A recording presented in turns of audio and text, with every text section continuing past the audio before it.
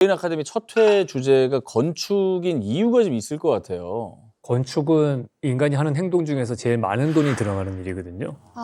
그러다 보니까 많은 사람들이 의사결정을 동의해줘야 되는 부분도 있고 정치, 경제, 과학, 기술 등등의 그런 것들이 종합적으로 녹아져 들어갈 수밖에 없어요. 따라서 권력이 있는 사람만 그걸 또 만들 수가 있어요. 그래서 그 시대에 만들어진 건축물을 보면은 어떠한 사람이 권력을 가지고 있는가, 그게 거꾸로 읽히는 거죠. 대기업의 사옥들이 제일 높은 건물이면은 자본주의 사회에서는 기업들이 힘을 가진 거고, 과거에는 왕이 힘을 가졌으니까 왕이 또 큰 건물을 지었고, 건축이 어떻게 권력이 되었는지 시대별로 쭉 풀어나가보려고 합니다. 이야, 재밌겠다. 일사천리 아닙니까? 네. 재밌어요. 왜 건축이 중요한가?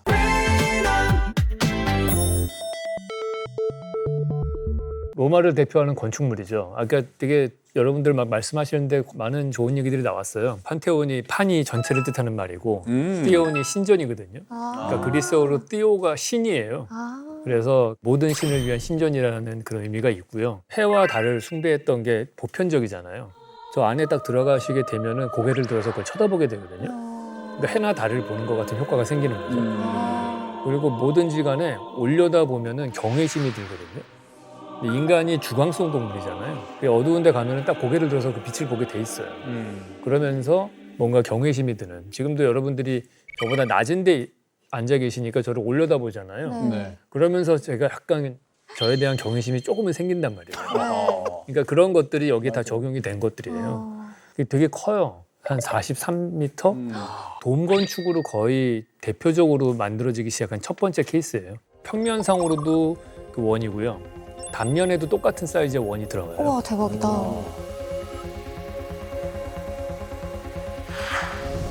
그리고 말씀하신 대로 구멍이 뚫려 있잖아요. 그걸 오큘러스라고 하거든요.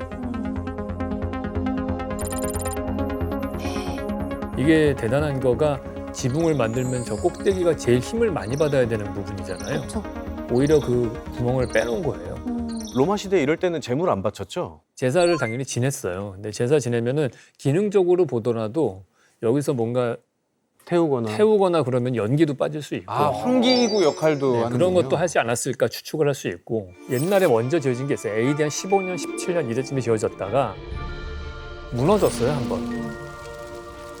그리고 헤드리너스 황제라는 분이 다시 만듭니다. 이게 판테온이 모든 신을 위한 신전인데 황제가 이런 건축물을 굳이 지은 이유는 뭐예요? 로마는 아시다시피 영토가 점점 확장이 되잖아요. 그러면은 지역마다 신들이 다 다를 거 아니에요. 그러면은 이 모든 것들이 사실 종교가 어느 정도 통합이 돼야지 이 마음이 하나로 모일 텐데 서로 종교들끼리 갈등이 많아지니까 야, 그러지 마, 모든 신을 위한 신전을 하나 만드는 거죠.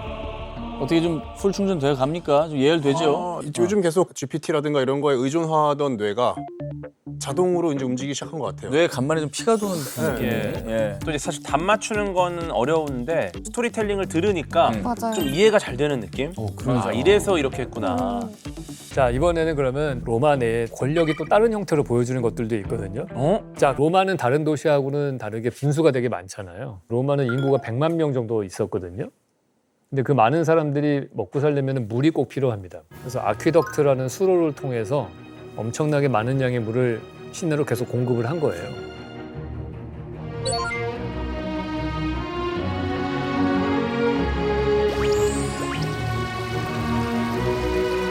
근데 모든 분수 중에서도 제일 크거든요, 이게.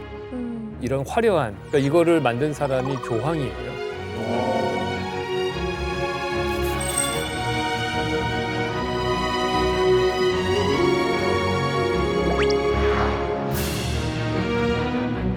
로마에 가시면은 분수 옆에 보면은 SPQR이라고 적혀 있거든요. 근데 그거는 세니터스 파퓰러스 코어 로마노스의 약자예요. 그 로마 원로원과 시민이라는 뜻인데 정부에서 이거를 다 공급을 한다 이런 의도였는데 특히나 이 트레비 분수는 다른 분수와는 다르게 조각도 화려하고 어마어마한 규모로 만들어져 있잖아요. 진짜 화려하다.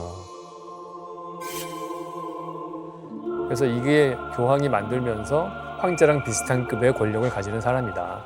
이거를 보여주려고 했던 거예요. 와, 너무 예쁘다. 너무 아름답습니다. 그 저기 가보면은 물 안에 동전이 세상에 난 포크레인으로 파야 될 것 같아. 너무 무거울 것 같아. 아침에 이렇게 걷어 가시는 것 같더라고요. 맞아 맞아. 긁는 사람이 있어.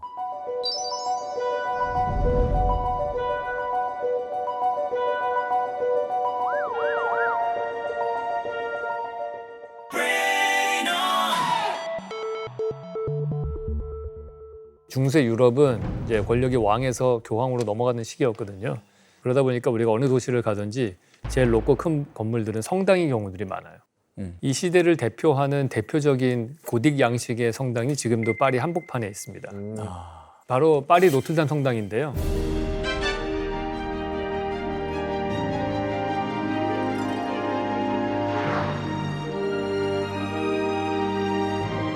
고딕 양식의 가장 큰 특징이 뭔지 혹시 아시나요? 뾰족. 뾰족뾰족. 네, 그렇죠. 하늘로 뾰족. 네, 그게 위로 올라가고 싶은 신에 대한 경외심하고 숭배 이런 것들이 들어가 있는데 가장 높게 만드는 부분은 첨탑 부분이잖아요. 그냥 하늘에 달려오르네. 최고 높이가 96m 정도 됩니다. 와. 와 96m. 이거 조금이라도 높게 하려고 점점 가늘어져가지고 첨탑이 된 거니까. 노트르담 성당 같은 경우에는 높은 첨탑뿐만이 아니고 사실은 그 이전에 많은 건축 양식들하고 제일 다른 차별화된 포인트가 하나 있어요. 목표가 뭐였냐면 아까 판테온 보셨을 때에도 공간을 만든 다음에 햇빛을 들어오게 했잖아요. 네. 신이 존재하는 공간에는 햇빛이 들어와야 되는 건데 그 빛이 들어오려면 창문을 뚫어야 되잖아요. 근데 이 서양 시대 건축의 특징은 우리나라하고는 좀 다르게 벽을 구조체로 쓴단 말이죠. 네. 근데 우리나라는 기둥을 구조로 쓰잖아요. 비가 많이 내려서 그런 거거든요. 그러니까 비가 많이 내리면 집안이 약해져요. 무거운 돌이나 이런 벽돌 같은 건축으로 건물을 지을 수가 없어요. 그래서 나무 기둥을 쓴 건데 서양은 반대로 비가 1년 내내 고루 내리니까 그냥 전통적으로 단단한 재료인 돌과 벽돌로 구조체를 만들어요. 근데 창문을 뚫으려고 구멍을 내면은 벽이 무너진단 말이에요. 그래서 창문을 가로로 길게 못 뚫고 세로로 조그맣게 뚫어요. 근데 그나마 그것도 진짜 구조적으로 되게 조심조심해서 뚫은 거예요. 근데 성당에 엄청나게 많은 빛이 들어오게 하고 싶은데 그거를 하기 위해서 이 고딕 양식에서 개발한 엄청난 혁명이 하나 있습니다. 그게 플라잉 버티스라는 거예요. 플라잉? 여기 보면 이렇게 45도 각도로 옆으로 이렇게 쭉 삐져나온 게 있잖아요. 저게 지붕에서 내려오는 하중을 옆으로 뺀 겁니다. 그래서 벽 자체가 지붕을 받치는 하중을 적게 받으니까 창문을 크게 뚫을 수 있었고 거기다가 유리창을 끼웠는데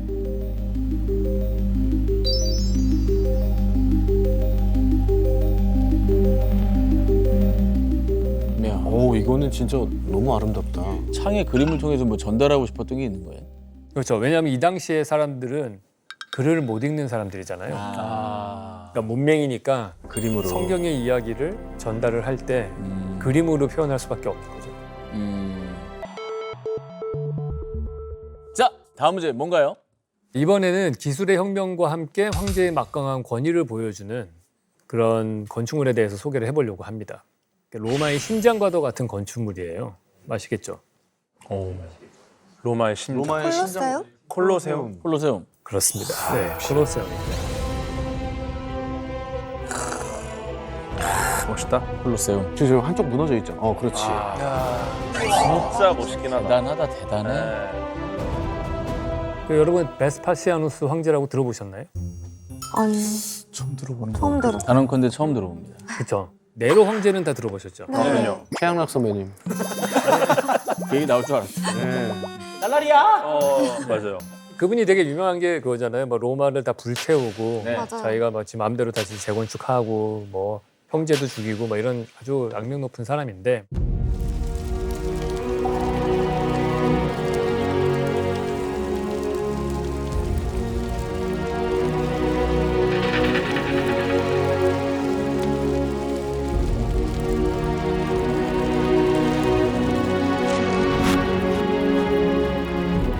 근데 로마 중심부에다가 이 사람이 여름 별장을 지었어요.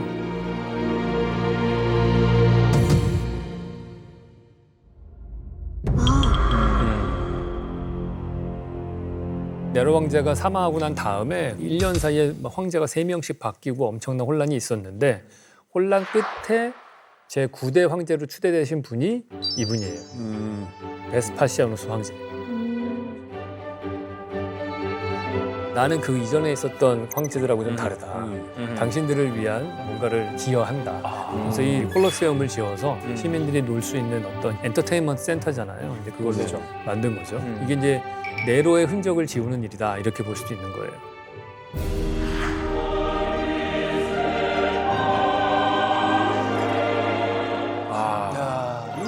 진짜 멋있긴 하다. 대단하다, 대단해. 네. 지하를 저렇게 만든 거잖아요. 저 경기장에 사람들이 지하인 서서 거야, 지금. 최근에 저 밑에가 또 공개가 돼가지고 네. 얼마 전에 공개됐어요. 저 가서 이번에 봤거든요. 저 밑에. 네. 규모가 꽤 되잖아요, 저것도. 엄청 크죠. 지하가 있잖아요. 네. 근데 이게 되게 특이한 게 네로 황제가 여기다가 여름 별장을 지으면서 인공호수를 만든 자리인 거예요. 그러니까 인공호수면 땅을 이미 파놨을 거 아니에요. 네.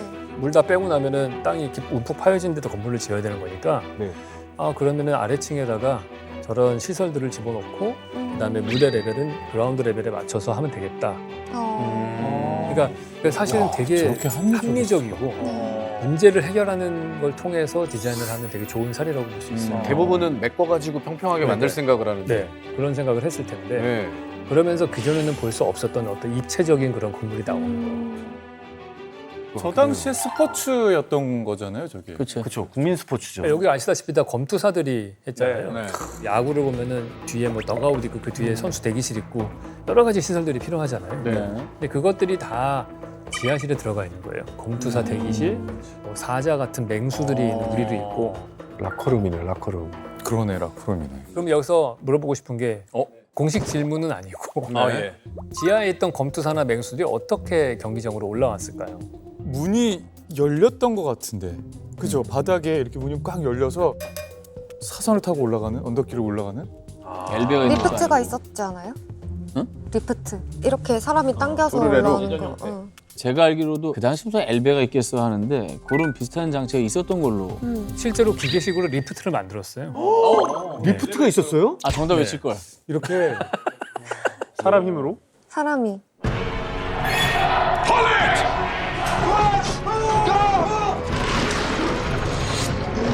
실제로 저런 맹수들의 등장을 드라마틱하게 하려고 등장까지 계산을 하셨어요, 저분들이?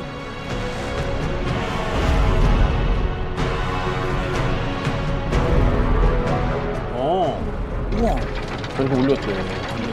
와. 요즘 콘서트 돌출 무대처럼. 그쵸, 그쵸. 그렇죠. 그러니까 저런 리프트가 신기하다. 여기에 28개가 있었대요. 이야, 진짜. 그러니까 어디서 튀어나올지 모르는 거죠. 도파민 최강이었겠다 진짜. 콜로세움은 약 2000년 전에 그러니까 서기 72년에 지어졌거든요. 와.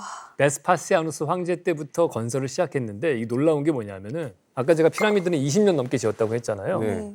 콜로세움은 8년 만에 지었어요. 알려줬다. 어떻게 그럴 수 있었죠?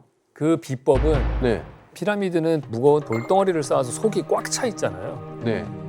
물량이 어마어마하게 들어가는 건데 네. 콜로세움은 속이 텅 비어 있죠. 야. 그러니까 속이 비어 있는데 무슨 건축 기술을 썼냐면은 아치라는 공법을 쓴 거예요. 아치. 그러니까 아치 공법을 썼기 때문에 엄청 적은 재료로 그 큰 건물을 빨리 만들 수 있었던 거예요. 아, 왜 부풀릴 수 있었구나. 여러분들 우리가 쓰는 현대 콘크리트 많이 쓰잖아요. 네. 네. 그게 수명이 얼마 정도 될 것 같으세요? 콘크리트의 수명 30년? 아, 30년? 나는 더 가는 것 같은데? 아, 콘크리트 수명? 100년. 100년, 나도 100년. 100년 정도 되겠다. 맞아, 100년. 그 이상 안 될 거. 보통 50에서 100년 정도 얘기를 해요. 정확히 맞췄네. 자축을 이렇게 잘하나, 사람이? 짚고 넘어가는 거를 되게 큰 소리로 얘기를 해. 아무도 리액션이 없으니까. 콜로세움이 근데 2000년 넘게 유지가 되잖아요. 네. 와. 지금보다 더 오래 가는 거잖아요. 지금 콘크리트. 100년이면 20배를 더 많이 간다는 건데. 그렇죠. 이 로마의 콘크리트가 좀 특별하기 때문에 그래요. 오. 다른 콘크리트를 썼나? 그러니까 재료가 달랐네. 지금 현재 우리가 시멘트 콘크리트 만들면 시멘트, 모래, 자갈, 물 이런 걸로 하잖아요. 근데 현대식 콘크리트와는 다르게 네. 두 가지가 더 들어가는데 로마 콘크리트에는 시멘트 대신에 조개. 아니요 생석회가 일단 들어가고 생석회.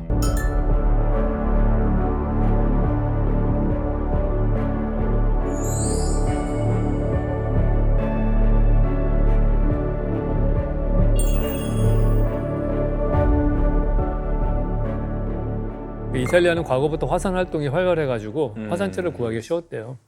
화산재를 넣어서 콘크리트를 만들어서 독특한 로마 콘크리트를 만든 거예요. 음. 그러니까 생석회를 중간중간에 약간 자갈처럼 그냥 박아 넣었거든요.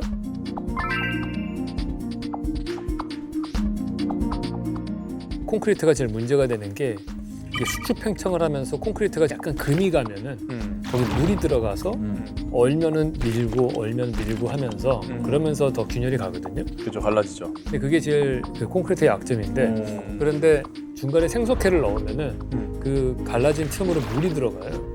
그 물이 들어가서 생석회랑 만나. 그러면서 이게 또 다른 화학 반응을 일으켜가지고 저 금이 간 부분을 다시 메꿉니다. 저것처럼. 콘크리트가 재생되는 느낌이잖아요. 네. 저거랑 비슷한 게 이제 요즘에 이제 자가복원 플라스틱 같은 게 있어요. 예를 들어 균열이 생기면은 안쪽에 조그만 미세한 캡슐 안에 이제 좀 붙여주는 성분이 있어갖고 깨지면 거기 복구시켜주고 그런 자가복원 플라스틱이 있거든요. 그런 걸 좀 과학자 연구하고 있는데 약간 과거에 그런 역할을 했던 것 같아요. 이 바닷물이 들어오고 하는 게. 최근에 MIT에서 연구한 그런 결과예요. 그러니까 다들 궁금해했었어요. 그 판테온도 2000년 됐고 콜로세움도 2000년 됐고 한 2000년 정도를 콘크리트가 어떻게 저렇게 균열이 안 가고 오랫동안 있느냐. 원리를 최근에 발견한 게 그 덕분이다. 이걸 발견을 했어요. 재밌네요. 신기한. 건축에 대한 지식들도 채워지는 느낌 듭니까? 너무 지식보다는 좀 이렇게 서로 균열이 나고 있는 느낌이 드는데요. 우리 사이에 생석회가 필요하네요. 저는. 네. 그렇죠. 자, 이번에 소개할 건물은 제가 개인적으로 최고의 건축이라고 꼽는 그런 건물이에요. 유현준 원픽. 네. 가우디 나오지 않을까? 스페인 그라나다 지역에 가면은 13세기에 지어진 건축물이거든요.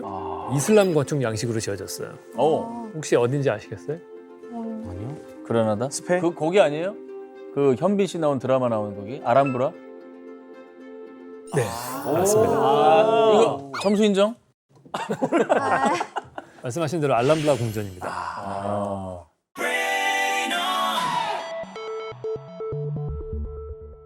건축물로 권력을 얘기할 때는 사실은 궁전을 빼놓고 얘기할 수는 없는 거라서 궁전 건축이 되게 중요한데 이 알람브라 궁전 같은 경우는 흔히 생각하는 것처럼 막 번쩍번쩍하고 막 황금이 칠해져 있고 그렇진 않아요. 겉에서 봤을 땐 평범해요. 그 안에서 절제된 아름다움이 있고 중요한 포인트는 이게 이슬람 사람이 설계를 했다는 거예요. 유럽 지도를 한번 이렇게 쭉 보시면은 스페인이 반도로 돼 있잖아요. 네. 근데 그 반도가 지브롤터 해협이라고 해서 북아프리카하고 붙어 있거든요. 네. 근데 북아프리카에 사하라 사막이 있잖아요. 사하라 사막에서 엄청나게 뜨거운 열풍이 불어오거든요. 근데 그걸 직방으로 받는 데가 딱 이 그라나다 지역이에요. 덥겠네. 그래서 여기 들어가서 살기 제일 좋은 사람들은 건조한 기후대에 살았던 중동 사람들이거든요. 이슬람들이 북아프리카 거쳐서 이쪽 그라나다 지방까지 가서 여기다가 정복을 하고 궁전을 지었는데 이 사람들이 건조한 기후대에 사는 사람들이니까 제일 아이디어라고 생각하는 거는 황금칠한 궁전이라기보다는 뭐겠어요. 물이 좀 많은. 물이 있고 식물이 있으면 그게 제일 좋은 건축이라고 생각을 하는 거죠. 그래서 다른 궁전보다도 여기는 조경이 되게 잘 돼 있어요. 맞아. 조경. 네. 와, 진짜 예쁘다. 아, 가보고 싶다. 진짜. 저기도 궁전이에요? 우와, 조명 봐. 너무 예쁘다. 역시 분수 무조건 있어야지. 분수가 무조건 있네. 규모가. 우와, 화려하다. 별 같아. 아니, 벚꽃인 줄 알았어, 거의. 압도적이다, 진짜. 현미경으로 본 구조 같아. 와, 저거 어떻게 생겼을까? 어마어마하죠. 정말 정교하기도 하고 인테리어가 정말 어마어마하거든요. 이 건축물에 가서 보면은 알람블라 궁전이 인테리어가 대단한 거는 여기 또 중동에서 온 사람들이잖아요. 네. 주변에 우리나라처럼 산이나 자연이 없잖아요. 네. 볼 수 있는 게 다 흙밖에 없어요. 그러면 자연의 아름다움이라고 하는 거를 자기 인테리어 공간에서 만족을 시켜줘야 되는 거예요. 그래서 이게 그냥 건축으로 그대로 옵니다. 그래서 이 알람블라 궁전에 가시면은 내부의 디테일이 엄청나게 화려하고 네. 조경도 되게 잘 돼 있고. 사막 살던 한을 푼 거네요. 저거 한을 푼 지어가지고. 그러네. 아, 그러네. 여기도 사실 물이 풍부한 지역은 아니거든요. 네. 그러니까 이 그라나다에서 좀 떨어진 곳에 그래도 산이 좀 있어요. 그 6km 떨어진 산은 만년설이 있어가지고 그것들이 녹으면서 계속해서 물을 공급해주고 있거든요. 그러니까 거기서 물을 끌어갖고 와요.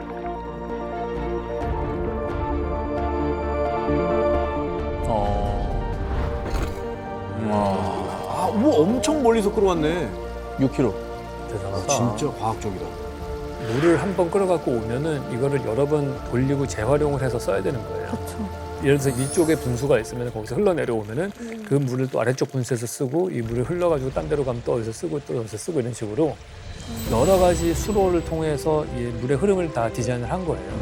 아, 그 안에서 자연 돌게. 그러니까 이슬람 사람들이 사막의 오아시스를 꿈꾸면서 만들었으니까 물을 막 온갖 방법으로 표현을 하는 거예요. 뭐 어디는 비 내리는 소리가 나는 분수가 있고 어디는 쫄쫄쫄 물이 흐르는 물도 있고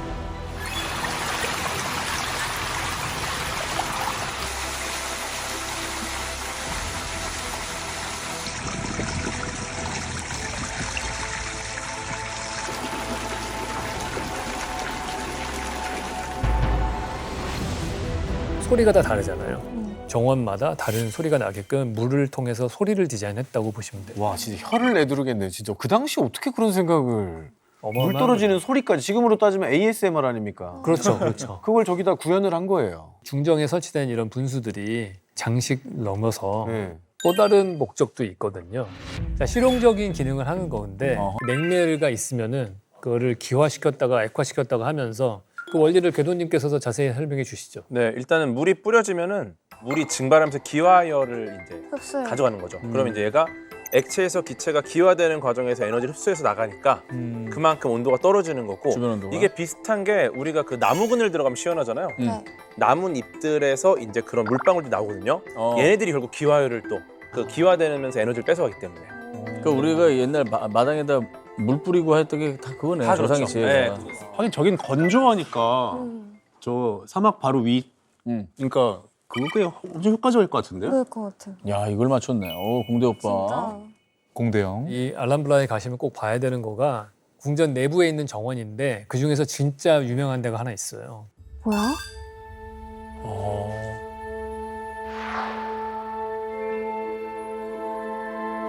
너무 예쁘다. 사자분수. 우와. 귀여워. 그러니까 저 뭐야 근데? 라마야? 저게 뭐처럼 보이시나요? 저기? 사자인가 봐요. 사자인데 조금 억울한 사자네요. 이게 사자예요, 사자. 사자예요? 네, 이게 12마리가 이렇게 있거든요. 네네. 근데 모양이 다 달라요. 아, 모양이 달라. 이게 되게 기가 막힌 게 분수가 이렇게 솟아오른 다음에 12개 사자 입으로 이렇게 나오거든요. 그런 다음에 이제 물 채널이라고 하는데 이렇게 쭉 따라서 나가게 돼 있는데 이 정원이 딱 사각형 모양으로 돼 있어요. 중정이. 그러니까 아주 전형적으로 기하학적으로 만들어진 그런 곳이거든요. 요즘 만든 것 같아. 근데 여기 포인트가 하나 있어요. 와.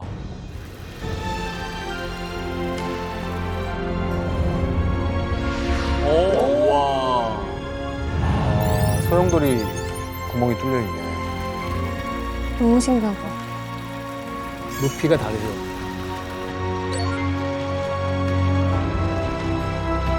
저상도 진짜. 시계 역할. 어머머머머. 소름 돋았어. 물시계네, 물시계. 물시계. 저상도 진짜. 시계 역할. 어머머머머. 소름 돋았어. 물시계네, 물시계. 물시계. 대박. 아예 설마 진짜? 사실 저게 물시계처럼 쓰였다고 하는 건 어떤 학자의 가설인 것 같은데 우리가 과거의 유적을 얘기할 때는 항상 그냥 이러지 않았을 거라고 추론을 하는 거니까 시계로 쓰였을 수도 있고 그래서 재밌는 것 같습니다. 그래서 계속 상상하게 되고 계속 생각하게 되고. 대박이다.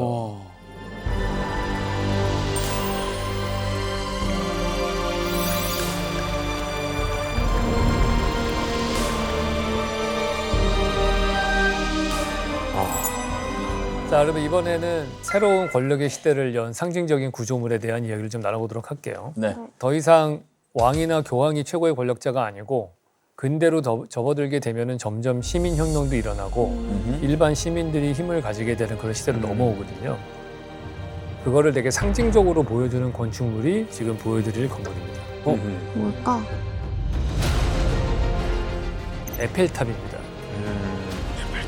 1789년도에 했던 프랑스 대혁명을 100주년을 기념하면서 만들어진 건축물이에요. 야, 멋지다. 한때 흉물이었는데 저렇게 파리를 대표하는 건축물이라고.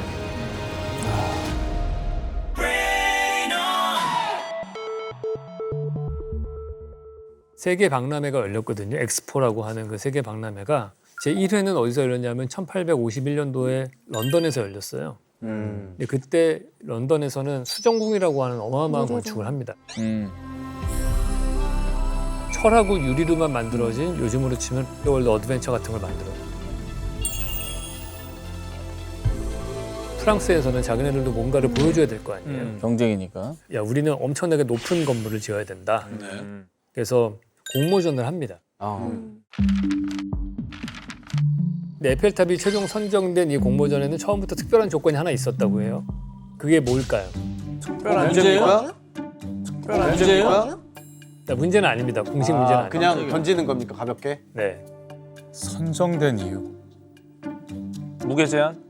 아니, 그러니까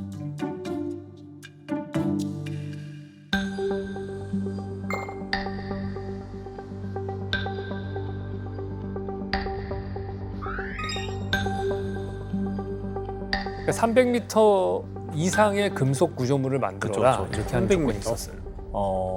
근데 하필이면 딱 300m를 설정한 이유가 있었어요? 좋은 질문입니다. 왜 그랬을까요? 그 전에 제일 높았던 게 300m였어요. 아닙니다. 내가 봤을 때 영국을 고려한 것 같아. 그렇죠. 영국을 고려를 영국 했는데. 이겨야 되거든요. 네, 그 어떤 건축물보다 높아야 된다. 그렇죠.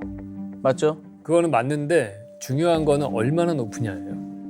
당시에 세계에서 가장 높은 건축물은 미국 워싱턴에 있는 워싱턴 기념관이었어요. 기념탑. 이 탑의 높이가 어느 정도였을까요? 180m. 180m. 169m예요. 169m. 네. 그러니까 여기서 되게 재미난 거가 나오는 게 그 전에 제일 높은 건물이 169m잖아요. 네. 근데 300m 이상 정도를 해야지 엄청나게 높은 걸로 느껴져요. 최소한 2배 가까이. 제가 만든 원칙인데 2배의 법칙이 있어요. 여러분 우리나라에서 높은 건물이야라고 느끼는 지금 최고의 건물이 뭐죠? 엘타워. 엘타워. 그게 123층인가 뭐 그 정도 되거든요. 네. 그럼 그 전에 높은 건물이라고 했던 63 빌딩. 63 빌딩이죠. 그 딱 2배잖아요. 63 빌딩 전에 제일 높다고 느낀 게 뭐예요? 63 전에요? 네. 있나? 뭐더라? 쌍둥이인가? 31 빌딩. 맞아. 3일 빌딩. 네. 31층짜리 건물이었어요. 아 진짜 2배 법칙이네. 그러니까. 딱 2배예요. 그러니까 진짜 신기하다. 31층이었던 건물이 있다가 그 뒤에 30 몇 층짜리가 호텔이 지어졌거든요. 네. 근데 사람들은 그때도 아직까지도 31 빌딩이 제일 높다고 생각해요. 임팩트가 없구나. 근데 63 빌딩이 딱 지어지고 났더니 그 기록을 이미지를 지워버린 거예요. 그리고 엘타워. 브루스 칼리파가 아까 몇 미터였어요? 800m. 네. 네. 우리가 브루스 칼리파를 뛰어넘는 엄청 높은 건물이다. 그런 개념이 나오려면은 한 1.7km. 한 1600m 정도는 돼야지 높은 건물이라고 느낄 거라고요. 그래서 프랑스의 과학 기술을 보여주면서 엄청난 높이가 있는 건물을 만들어야 되는데 새로운 방법을 개발해냅니다, 이 사람들이. 근데 그게 쇠예요, 금속. 그 당시에는 건축에서 금속이 쓰이던 데가 어디였냐면 다리를 만들 때 썼어요. 보통 수평적인 구조로만 쓰였거든요, 이렇게. 근데 이걸 세워야 되잖아요. 300m 높이 이상으로 금속으로. 그러니까 엄청나게 기존에 없었던 새로운 시도였기 때문에 거기서 새로운 과학적인 노력을 합니다. 수직 구조물에 그 당시에 왜 철을 안 쓴 거예요? 일단은 그 당시에 쓰는 철이 되게 깨지기 쉬운 철이었어요. 취성이 크구나. 이게 균열이 좀 잘 가는 그런 특징들이 있으니까 에펠은 일반적인 철이 아니고 연철이라는 걸 썼어요. 단단하지만은 잘 휘고 연성. 또 정밀하게 가공하기도 쉽고. 근데 이 연철이 또 독특한 현상이 하나 있어요. 모든 쇠가 가지는 특징 중에 하나긴 하지만은 이게 수축 팽창이 많은 거예요. 온도가 높아지면은 쇠가 늘어나면서 에펠탑의 키도 커집니다. 우와. 한 18cm 정도까지 더 커져요. 우와 많이 커지네. 그리고 이게 바람이 막 불 때 깨지면 안 되잖아요. 그러니까 좌우로 움직이기도 해요. 바람 많이 불면 한 7cm 정도 이렇게 움직이기도 해요. 그리고 더 재미난 거는 우리가 해가 동쪽에서 써서 남쪽 거쳐서 가잖아요. 그러면 해를 받는 쪽은 늘어날 거 아니에요. 네. 그리고 그림자 쪽은 안 늘어나고. 약간 기울어질 수 있겠네요. 그래서 이게 약간 휘는 현상도 생기고 그래요. 근데 그런 것들을 다 받아들일 수 있는 그런 구조를 만든 거죠. 그래서 여기서 이제 디자인의 핵심 아이디어가 나오는 거예요.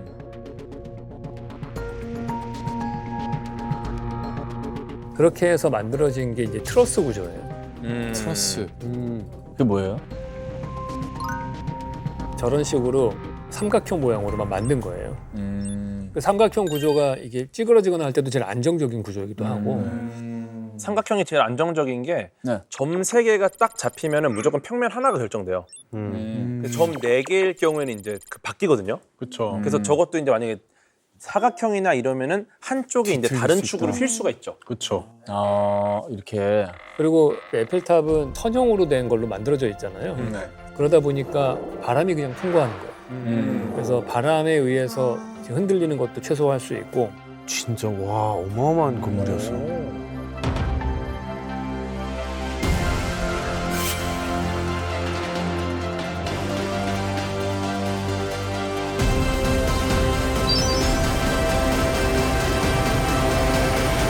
사실은 에펠탑의 진짜 의미는 이러한 하이테크적인 것보다도 사회학적, 인문학적으로 되게 의미가 커요.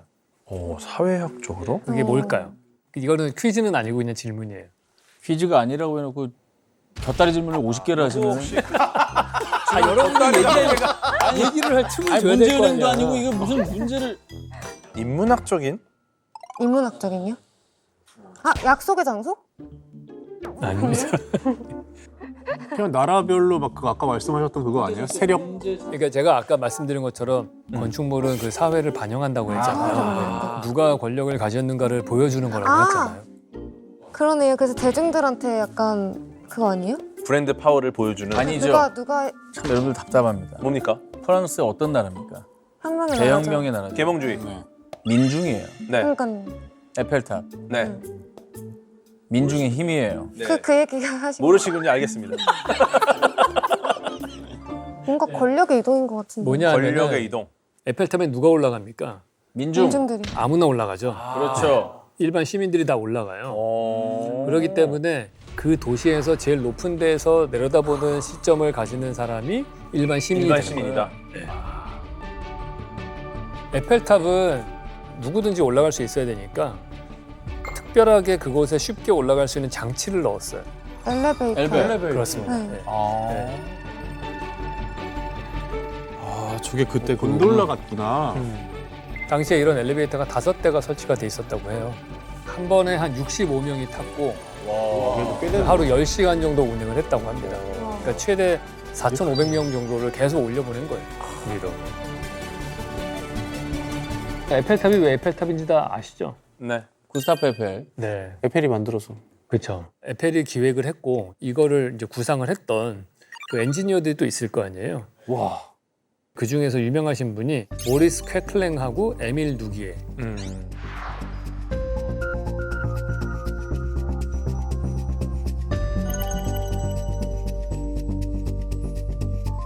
그래서 사실은 에펠도 되게 대단하지만은 그 에펠 밑에서 배웠던 많은 제자들과 그 직원들이 나중에 다른 나라에 가서 대단한 랜드마크들을 또 많이 만들어요. 두 사람 중에서 퀘클랭이라는 엔지니어가 에펠탑 이전에 되게 세계적인 건축물을 하나 만들었어요.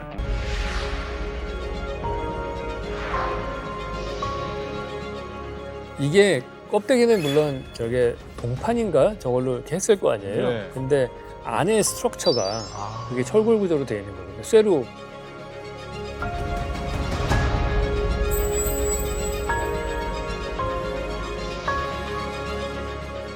그럼 저거 안쪽엔 트러스 구조로 이렇게 막 돼 있는 거예요? 네, 트러스로 돼 있어요.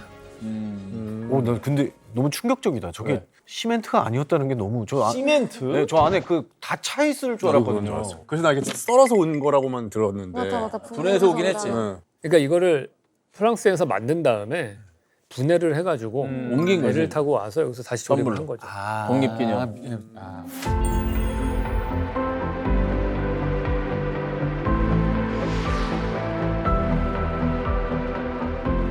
이게 미국의 독립을 기념하는 그 선물이잖아요. 프랑스는 미국하고 둘 다 시민사회였기 때문에 자기 형제 국가처럼 생각을 했었다고 해요. 그래서 미국의 독립전쟁을 치를 때 프랑스가 미국을 도와서 영국을 이기게 하고 자유의 여신상에 보면은 한쪽에 횃불 들고 있고 한쪽에 책 들고 있잖아요. 이 횃불이 자유를 상징하는 거고 책은 독립선언서를 얘기를 하는 거예요. 그래서 자유의 신상은 왕이나 귀족을 상징하는 그런 게 아니고 시민의 권리하고 자유를 상징하는 건축물이잖아요. 이걸 통해서 또 아주 명확한 메시지를 보여주는 거죠. 선생님이랑 여행 갔다 온 것 같아. 나도. 저건 말씀해 주시는데 계속 빠져들죠. 너무 재밌어요. 이야기 할아버지, 할아버지라니. 이야기 아저씨, 이야기 오빠. 꽂아주세요. 이 오빠. 네. 여러분 시대별로 대표적인 건축물을 봤잖아요. 네. 그 시대를 읽어나가는 눈이 생기지 않으셨어요? 맞아. 제일 높이 지어진 건물이 뭔지 그 당대의 최고 권력자가 누군지도 알고 건축물이 어떻게 놓여지느냐에 따라서 사람들 간의 관계도 바뀌고 그게 더 커지면 그 사회를 규정하는 거거든요. 동시에 그 사회를 만들어가는 도구로 쓰이기도 하는 거예요. 그래서 관심을 가지시면서 네. 읽어나가시면 되게 흥미롭습니다. 와, 재밌었습니다.